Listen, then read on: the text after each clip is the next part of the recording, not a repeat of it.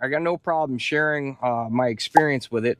The turbo 4-cylinder, we haven't had any issues with it. To my understanding, the transmission of this car is very similar to the Tacoma, which has been having torque converter issues.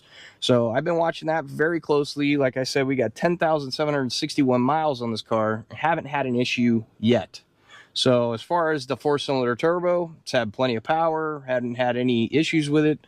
It's not as torquey. It doesn't feel as aggressive as the V6, but it does what it needs to do. We've driven this thing all the way up to, God, where is the furthest we go? We've driven well over 300 miles and had no issues. So that's, I don't know, people will complain about that. And I haven't test drove the hybrid.